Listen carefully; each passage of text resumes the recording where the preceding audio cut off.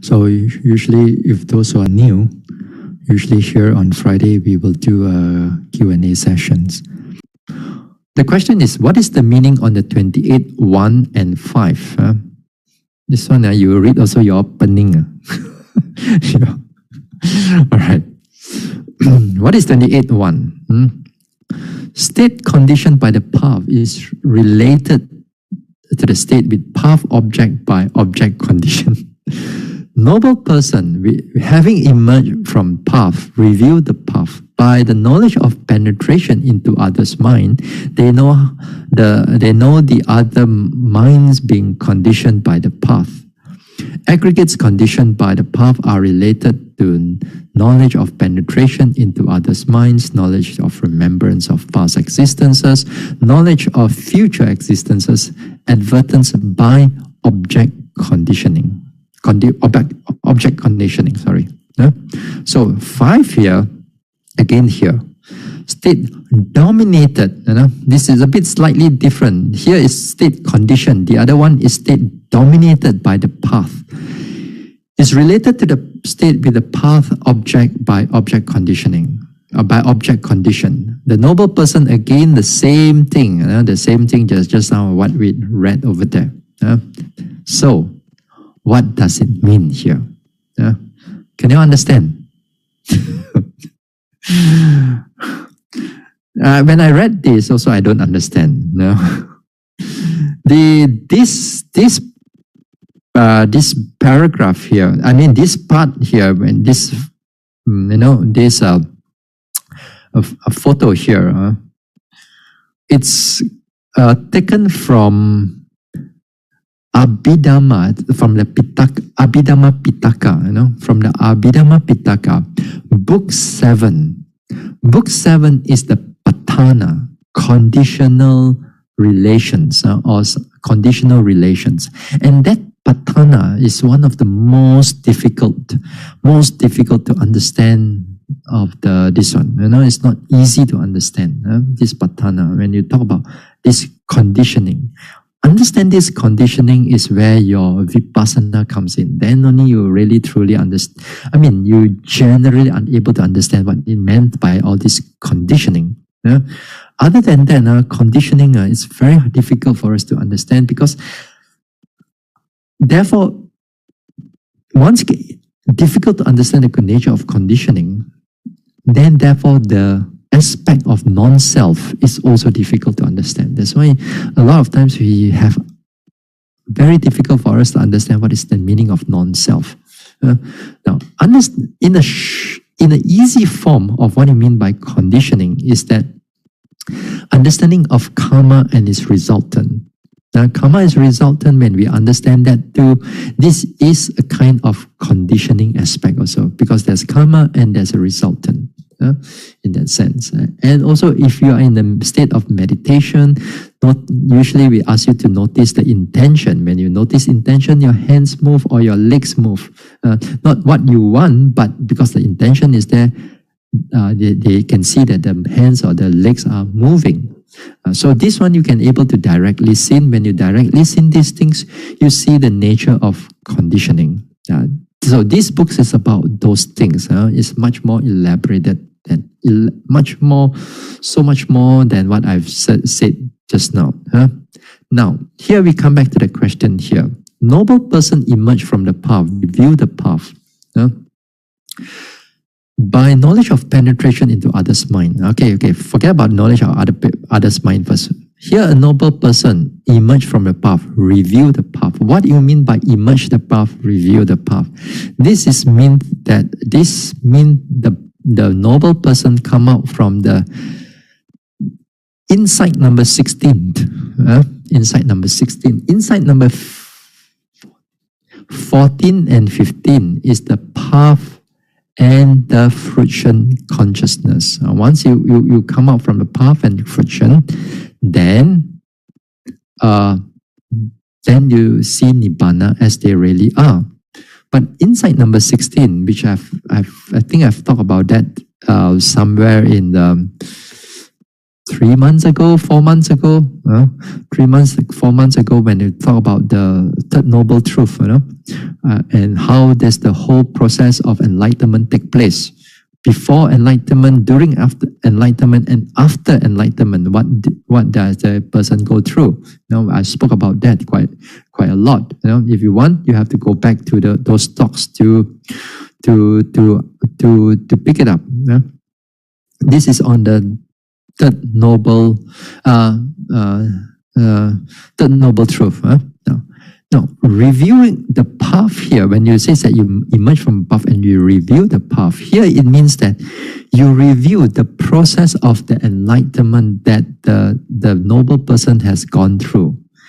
Meaning to say that he reviews the path consciousness, he reviews the path consciousness, he review the friction consciousness, and the person also reviews path consciousness. You review the path, you review the friction, you review the nibbana, the three factor. These three things.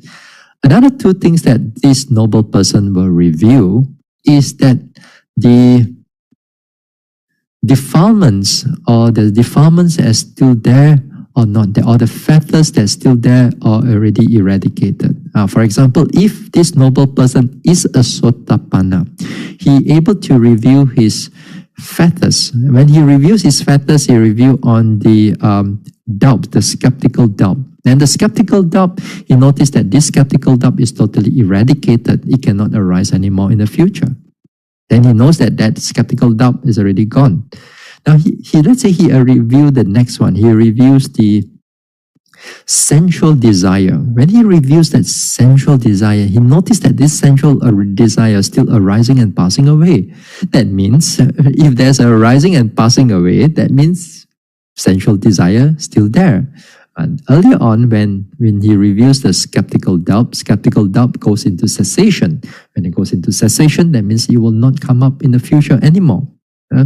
This is not just a simple review. This is when if the Sotapanna has a penetration of the wisdom must be strong in order able to review these things. So when able to review these things, he knows that there are certain factors I already removed, certain factors removed. There are certain factors I have not removed it yet.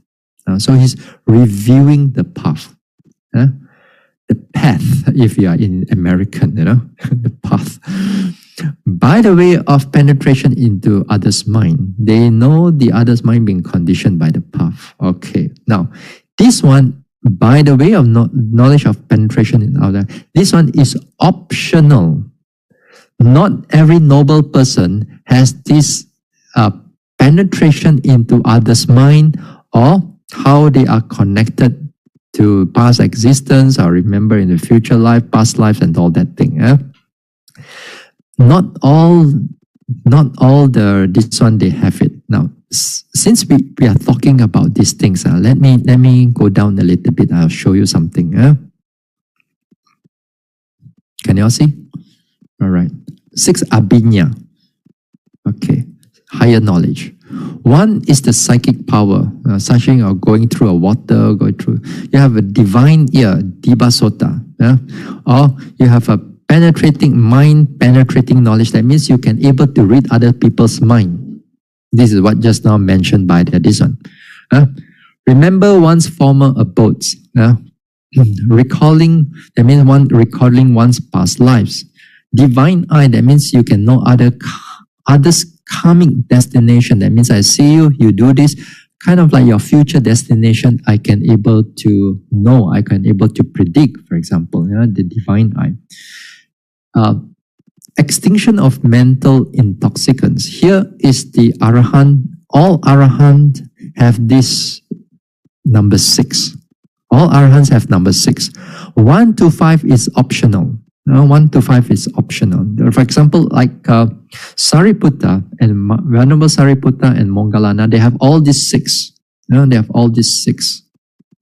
But some monks, they don't have all these 6. Now, some monks in the Buddha's time also, they have these 3 only. Devija. This one also, remember one's former abodes, divine eye, people's karmic, this one, and extinction of mental intoxicants.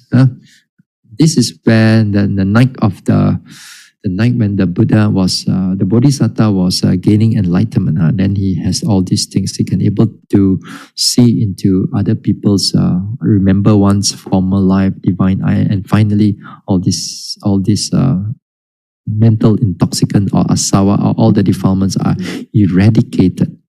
So here it's mind penetrating knowledge. Okay. So as I said, this one is optional. All these are optional. Number 6 is not optional for an arahant. Okay, let's go back here again. Okay. Now, by the knowledge of penetration into others' mind, they know others' mind being conditioned by the path. Here, if the person has this power to able to penetrate into others' minds, then he knows that how others' mind is being conditioned by the path. In what way? In the same way that when he reviews his own defilements, okay, skeptical doubt, I already know more. If he's an arahant, let's say this noble person is an arahant, when he reviews all his fetters, everything is eradicated. Everything is eradicated. And let's say this arahant has the power to penetrate into others' mind. Then it becomes interesting. When he becomes to penetrate into others' mind, he immediately can know whether your fetters or your fetters or your defilements are already eradicated or not. That means the other person may be a noble person, but he may not have eradicated any form of, and it may not eradicate all the fetters yet. There's some fetters perhaps eradicated already. So they can exactly know where you are. Or conditioned by the path also. That means those beings and mind conditioned by the path, that means these others, they can know those who already have enlightenment. If connected with this. But doesn't mean that they just know only those people who are conditioned by the path. But they also can know those people who are not conditioned by the path too. It means that those people who are not attained yet, you can able to know whether you have already gone through attainment or not, a proper attainment or not, by just going into your mind and review your fetters, not one owns fetters. So this one, they can able to do that. They can able to review those things. So aggregates conditioned by the path are related to the knowledge of penetration into others' mind, knowledge of remembrance of past existence and of future. Now, all these things are by object conditioning. That means the path here is the path consciousness, I would say so, that they are, that once you have this conditioning, you will have all your defilements will be conditioned by it, in the sense that if you are an sakadagami, your sensual desire is conditioned in such a way that it is not strong anymore. It is conditioned in such a way that it's not strong anymore because of the path. The path of the other person has already got it, and also the anger or the ill will also because of the second path, then it conditioned the anger to become weakened also. In that sense, conditioned by the path and so on. Then of course he can able to know whether he can able to know the future and so on is another thing. This is what you call by conditioned by the path.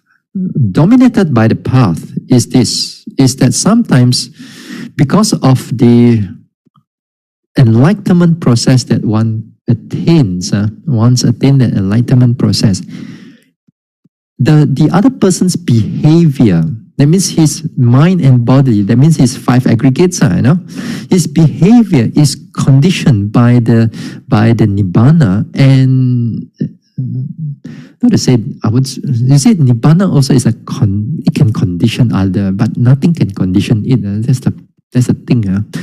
The path, since we're talking about the path here, then here, the nature of the path, because of his enlightenment, his behavior, his speech, his thoughts, are conditioned by those things, and therefore it becomes his character.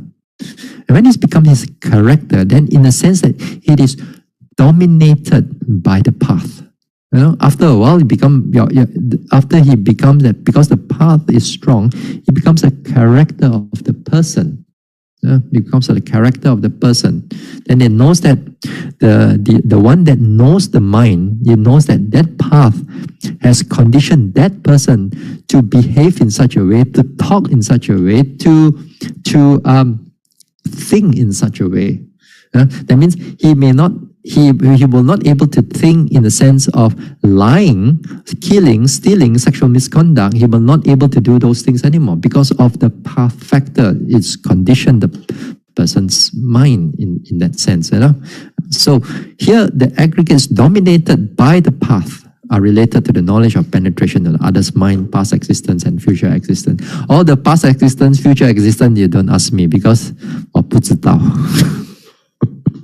If I know, if I know, I'm very, very busy already. Anyway, I don't know all this stuff. I don't know much of all this stuff, Abhinyana and all that thing.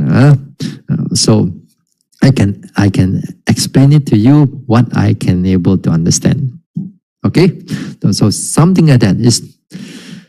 This whole book is a very, very difficult book. When you read, you totally mong cha cha.